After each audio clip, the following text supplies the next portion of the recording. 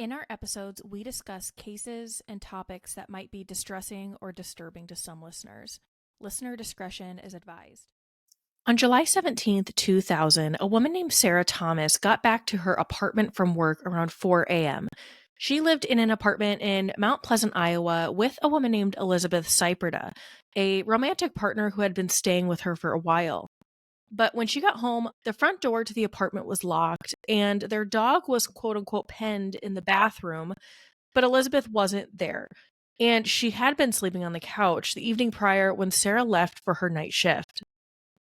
Sarah reportedly wasn't sure what to make of the situation, so she went to bed. But when she woke up, she became more concerned because Elizabeth hadn't returned. She didn't leave a note, and she left without her purse and didn't take any clothing or any of her belongings with her.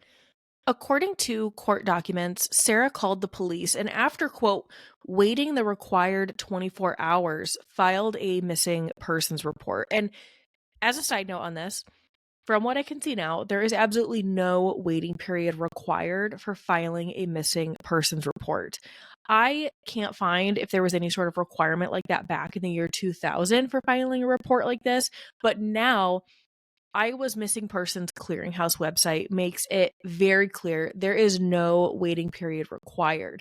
But this note about the required 24 hours is coming directly from a court opinion in Iowa.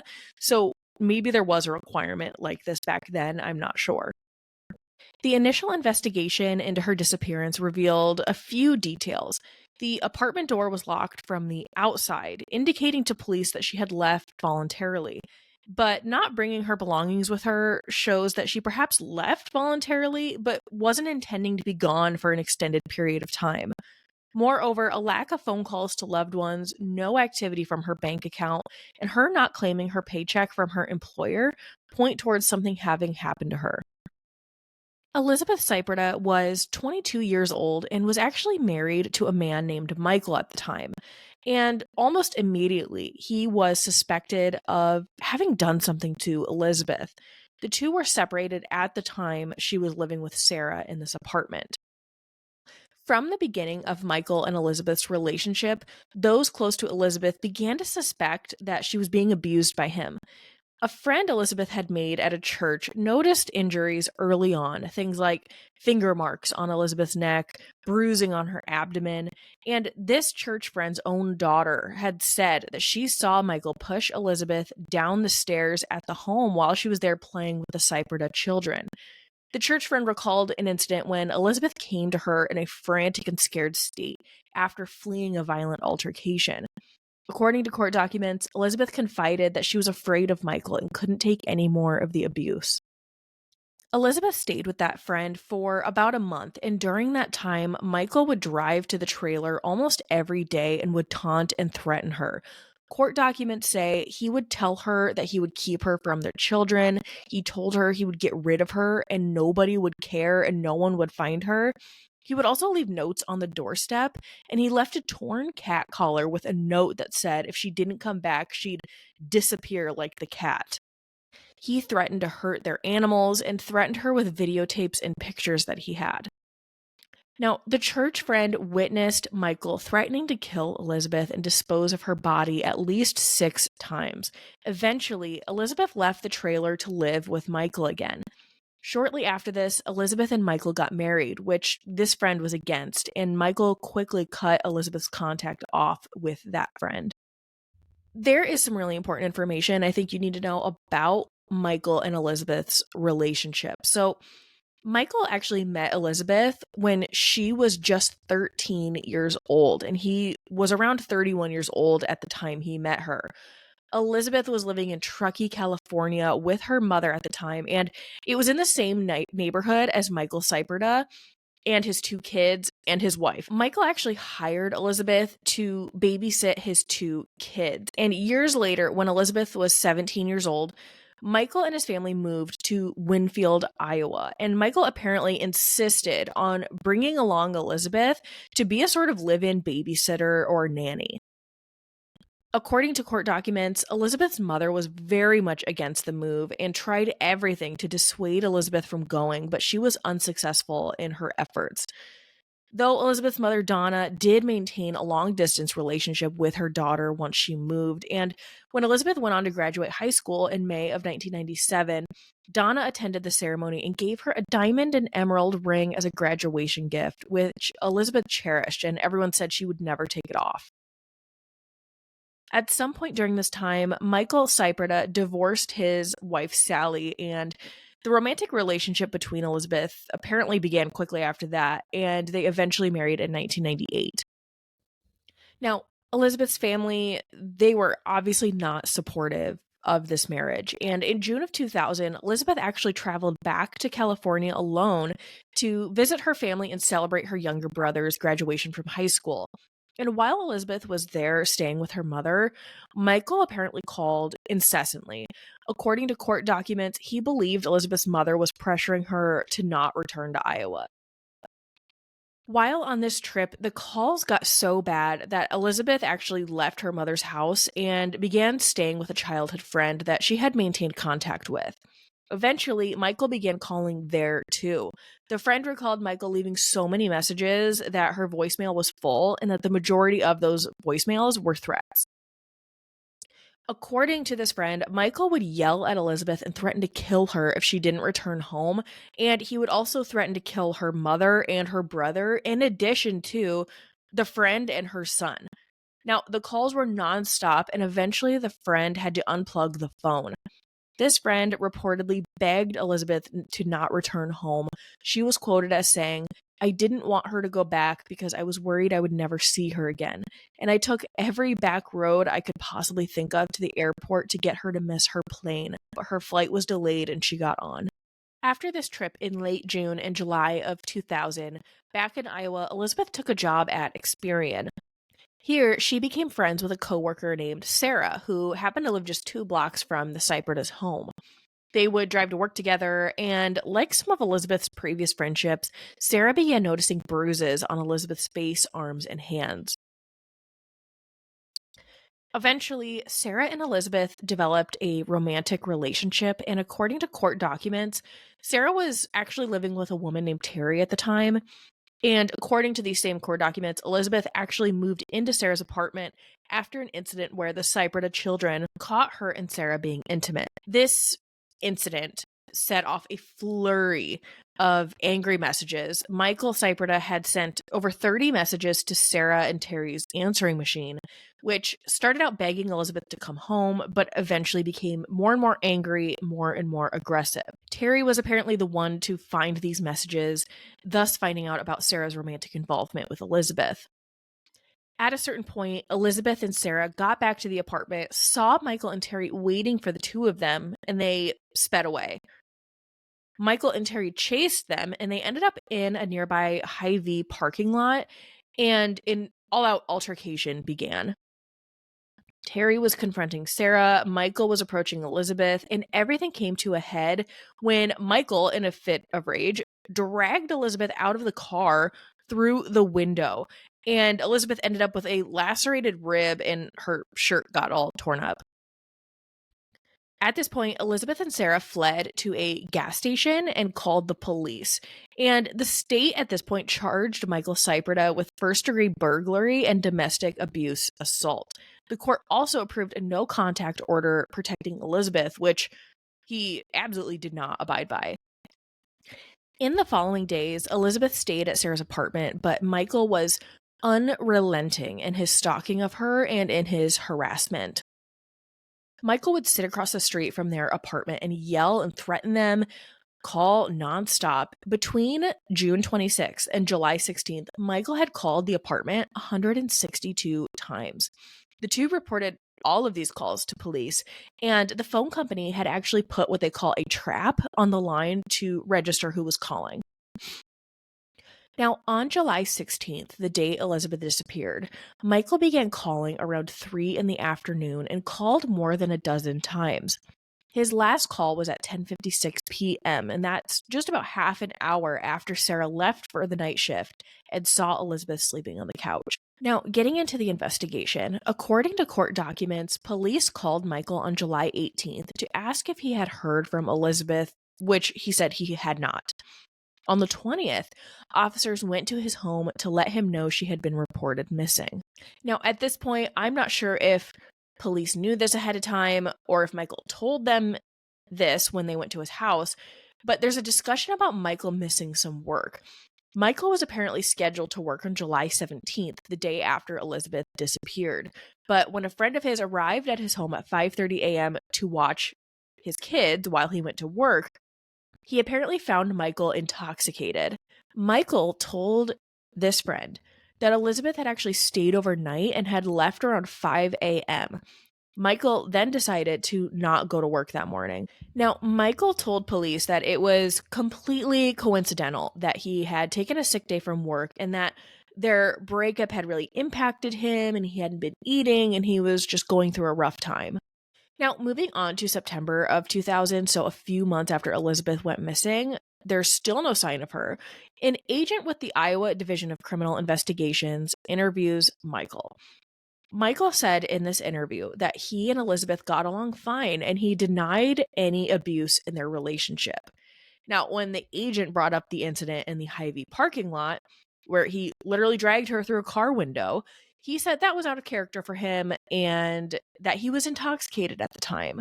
Michael also denied making harassing phone calls to Sarah's apartment where Elizabeth was staying, but quickly backpedaled and took responsibility when the agent confronted him with the calls and proof that they were there. The agent also pointed out that Michael stopped calling the apartment the night Elizabeth went missing. Michael, at this point, reportedly got teary-eyed and commented that his situation was not looking good. After this interview, police obtained a search warrant to search Michael's home. In Michael's bedroom, police searched a safe that was unlocked. In it, they located a gold pendant that Michael had given Elizabeth and the emerald and diamond ring Elizabeth had received from her mother as a graduation gift, the one those close to her said she never took off. Now, despite this suspicion on Michael, the case goes cold. Court records show that investigators searched 79 different locations, but never found Elizabeth or her remains. They entered Elizabeth's information in the National Crime Information Center Missing Persons database, but the database never logged any hits.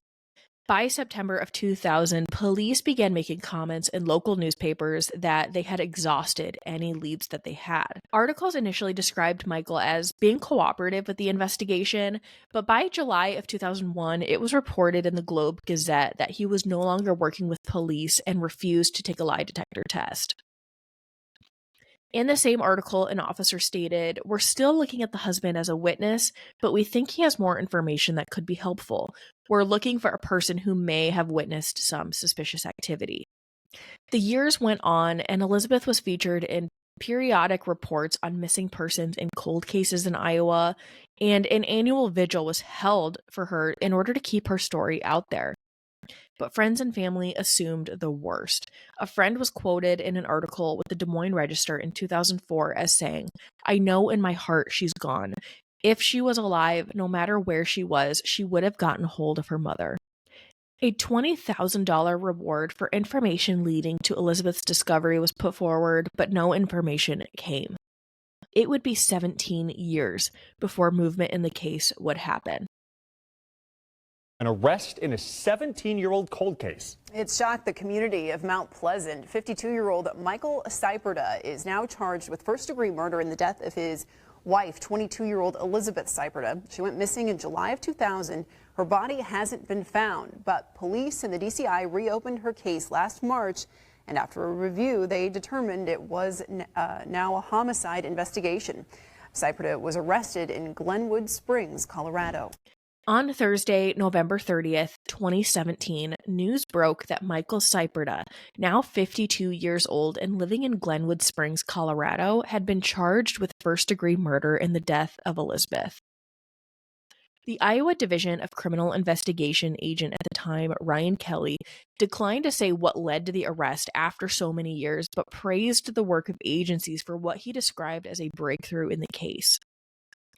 Elizabeth's mother, Donna, spoke with local news stations and said, "This is the best news we've had in 17 years. It's been a long time waiting for it, and we're very happy that he's in custody." According to court documents, investigators looked at Elizabeth's case with a new set of eyes and were able to secure a grand jury indictment charging Michael with first-degree murder. Now, as mentioned in that news clip, Elizabeth's remains had not been found, and prosecuting a murder without a body presents extra challenges in trying to establish guilt. An article in the Iowa Press-Citizen by Luke Nozica stated, "Convicting a defendant of murder without a victim's body in Iowa is rare," but at the time, it was actually the second such case in Iowa in 7 months. Michael Syperda was extradited to Iowa, and he actually waived his right to a jury trial. So the bench trial for him began on May 1st, 2018. The prosecution put forward 16 witnesses, and the defense put forward 5. Closing arguments were given on May 7th, 2018.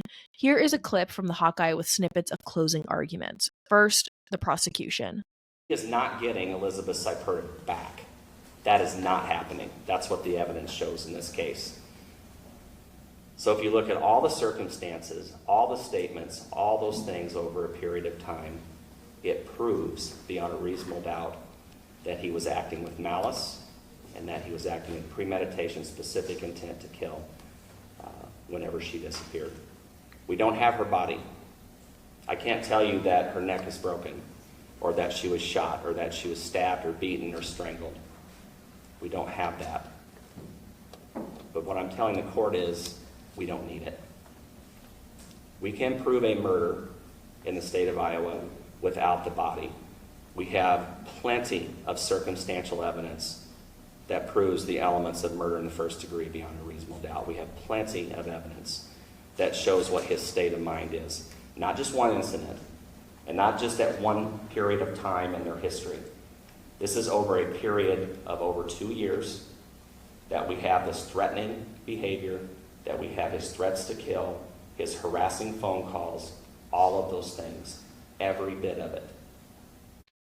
And now the defense. And after all the evidence has been presented and we conclude these proceedings, we are no closer to knowing the answers to the basic questions that we set out to determine at the beginning of this tragedy back in 2000. The who, the what, the when, the where, and the how as it relates to Elizabeth Syperda's disappearance. The state has set forth a case based on hearsay and speculation and conjecture against Mike Syperda. Clearly, Mike Syperda is not a well-liked individual by any of the state's witnesses. The only thing that the state has managed to prove is that Mike Syperda, probably not the most ideal boyfriend or husband that most people would choose for their daughter. On June 25th, 2018, in a bench trial, Judge Mark Cruz found Michael Syperda guilty of first-degree murder. Verdict in the case is the verdict ruling in order of the court. The court finds defendant Michael Lee Syperda guilty of the crime of murder in the first degree, Class A felony in violation of Iowa Code Section 707.1 and 707.2 of the Code of Iowa. Sentencing will be set for August 23, 2018 at 1 p.m. On August 23, 2018, Judge Cruz sentenced Michael Syperda to life in prison without the possibility of parole. During sentencing, Elizabeth's mother, Donna, gave a victim impact statement, which I will play a clip of. He took my precious daughter away from all of her family and friends, when all he had to do was give her the divorce she so desperately wanted. Lizzie loved his kids as if they were her own, but she wanted so much to have her own children. Now she will never know the joy of being a mom. Mike Syperda took that away from her and from us. Every day I think about my beautiful Lizzie, and all I can do is imagine what she would be doing today. I miss talking to her, laughing with her, hugging her. We will never again celebrate a birthday, holiday, wedding, or any other special occasion with Liz. She should have been allowed to grow old with her family and friends. My daughter loved life, but Mike Syperda chose to take that away from her. Mike Syperda has never shown any remorse. If he had an ounce of decency or compassion for anyone, including his own children, he would tell us where she is. Without answers, we have to live this nightmare over and over every day. I hope he lives in misery and pain for the rest of his life. My wish is that Mike Syperda be brought to justice to the full extent of the law by never being free another day. I fear if he were ever free again, that he would not hesitate to manipulate, control, ruin, and take another woman's life. I never want another family to endure the agony which ours continues to live with every day. Now, I don't have transcripts from the bench trial, but I have the opinion from another judge, Judge Mary Tabor, which was made when Michael appealed his conviction, which is normal. It's generally always appealed.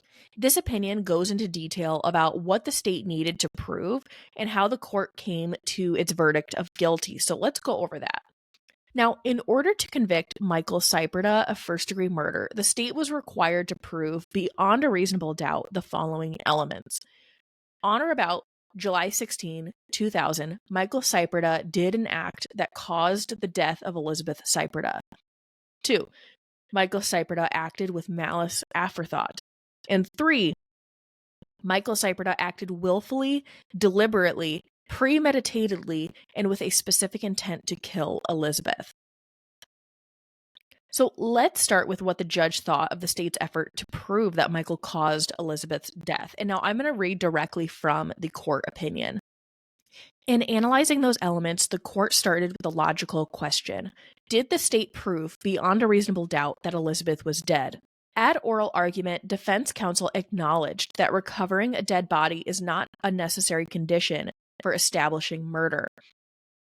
But Michael continues to question the state's proof that Elizabeth is dead.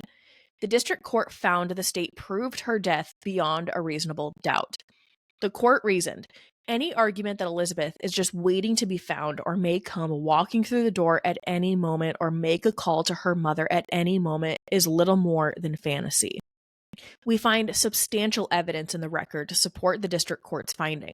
Elizabeth was a healthy 22-year-old when she vanished.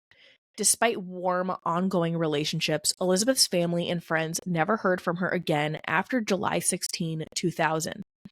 The evidence did not support a theory that Elizabeth simply moved away. The NCIC missing persons database yielded no clues, and since her disappearance in 2000, investigators searched nearly 80 different locations but never found Elizabeth's body. The court also heard evidence Elizabeth opened a checking account in her maiden name 9 days before her disappearance, but never cashed her last paycheck from Experian. We agree with the district court that evidence shows Elizabeth lacked the inclination or the resources to hide for the past 18 years. Based on the available circumstantial evidence, we find substantial support for the conclusion that Elizabeth is dead. Moving on in the opinion here. So it says number 2, Michael's act. The district court also decided the state proved beyond a reasonable doubt that Michael committed an act that caused Elizabeth's death. The court reached that decision after taking meticulous measure of the totality of evidence. We start with the court's examination of Michael's motive. While motive is not an essential element of murder, motive evidence is always relevant. Michael's motive to kill Elizabeth is plain from his history of exerting power and control over her. That control started when Elizabeth was a teenager and moved with Michael's family to Iowa against her own mother's wishes. It continued after Michael divorced his wife and developed an intimate relationship with Elizabeth. That relationship was shaped by Michael's efforts to isolate Elizabeth from her friends. She had to sneak in phone calls with her childhood friend from California when Michael was away, and Michael forbade Elizabeth's friend Tracy from visiting their house. That relationship also featured violent outbursts by Michael, including pushing Elizabeth downstairs. Friends often saw visible injuries to Elizabeth, including bruising on her abdomen and neck. Whenever Elizabeth tried to leave Michael, he waged campaigns of intimidation against her. In late 1997, he stalked her at Tracy's trailer, repeatedly threatening to kill her and make her body disappear. Tracy testified Michael left a torn pet collar with a note that said if Elizabeth did not come back, she'd vanish like the cat. Michael could not stand being in the absence of Elizabeth's company. Again in June of 2000, when she went to California for her brother's graduation, Michael called incessantly. He threatened to kill not only Elizabeth, but also her mother, her brother, her friend's husband, and her friend's child. And later that summer, when Elizabeth moved in with Thomas, as in Sarah, the girl from the beginning of the story, Michael again showed up on the street, cursing and name-calling. He also telephoned the apartment relentlessly, sometimes leaving threatening messages and often just hanging up. His behavior did not end at mere threats. Michael publicly assaulted Elizabeth without fear of consequences. He also repeatedly violated a no-contact order protecting Elizabeth. His willingness to act on his obsession with Elizabeth reasonably persuaded the district court that he was the person who caused her death. Other threads of evidence bolster the court's conclusion that Michael was responsible for Elizabeth's demise. For example, Michael made several inconsistent or question-begging statements to the police, both in 2000 and again when the police circled back to him in 2013. First, Michael denied any abuse in their relationship despite dragging Elizabeth from a car window less than a month earlier. When called out on that inconsistency, Michael falsely claimed the assault was out of character. Second, Michael denied making harassing calls until confronted with phone tap records. When caught in that lie, Michael got teary-eyed and admitted his situation was not looking good. Michael told the DCI agent that he was just trying to keep his ass out of jail. Michael also suggested he did not screw up, but his missing wife did. In addition, Michael volunteered that it was coincidental that he missed work the morning Elizabeth disappeared. While not blatant admissions, these statements, viewed in context, reveal a consciousness of guilt on Michael's part. During his interview in 2013, Officer Murray asked Michael how Elizabeth's prized emerald and diamond ring ended up in his bedroom. He initially said she left it behind when she moved out, but when confronted with evidence she was wearing it when he assaulted her at Hy-Vee, Michael could not explain his possession of the ring. The district court found it inconceivable that she would have voluntarily left this particular ring in a safe in a box in the home of Mr. Syperda, who could not explain how it got there. The court inferred from that evidence that when Michael disposed of Elizabeth's body, the V-shaped ring was kept and not disposed of with the body. On appeal, Michael rejects the notion that this ring was a smoking gun in the murder case. Instead, he plays down its impact, noting Elizabeth continued to visit his house days before her disappearance. We find support for the district court's inference that the ring linked Michael to Elizabeth's murder. Given her attachment to the ring, it would be hard to assume she simply forgot it at Michael's place and made no attempt to reclaim it before she disappeared. Given Michael's fixation on Elizabeth, it would be hard to assume that he chose to place the ring in his safe rather than use it as an excuse to meet with her. I think this is a really good point, too. It's something that I didn't think of when I was going through the facts of the case, but it's not just that he's trying to say, well, she was here at my house and maybe she just left it here, whatever.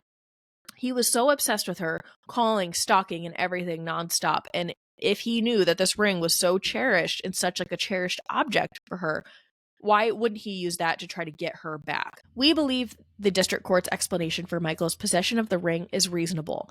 It was fair for the fact finder to infer Michael recouped the ring before disposing of Elizabeth's body and did not anticipate the appearance of a picture showing the ring on Elizabeth's finger a few weeks before her disappearance.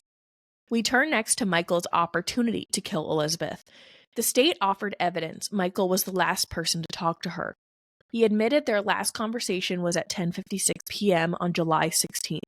The district court also credits Crable's word that Michael told him Elizabeth spent the night at Michael's house. Adding to these dubious circumstances, Michael unexpectedly missed work on July 17th. And Michael's calls to the apartment never resumed, though police did not officially inform him that Elizabeth was missing until July 20th. Michael suggests his pattern of calling Elizabeth was irregular because he made no calls from July 8th to the 13th. He urges the cessation of calls after her disappearance was consistent with his past behavior. But the trier of fact could reasonably have found the more compelling explanation was Michael stopped calling Elizabeth because he knew she was dead.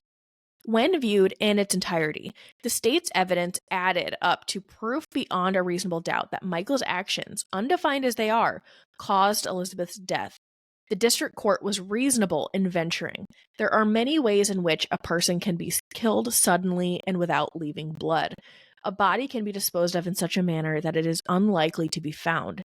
When taken together, the evidence of Michael's motive and opportunity and proper inferences therefrom are sound proof that he killed Elizabeth. So now we're moving on to Michael's intent. So it says, we next examine whether the state offered substantial evidence of Michael's state of mind. Michael argues the state's evidence falls short of establishing he acted with malice aforethought or that he did any act willfully, deliberately, premeditatedly, and with the specific intent to kill Elizabeth. We believe the state offered adequate proof of malice aforethought, but we find merit in the claim the state's evidence is too thin to support a verdict of murder in the first degree. To begin, we define malice aforethought as a fixed purpose or design to physically harm another person that the defendant harbors before committing the crime, but that intent to inflict harm need not exist for any particular length of time. In fact, the relationship between the state of mind known as malice aforethought and the homicidal act is more accurately characterized as causal than temporal.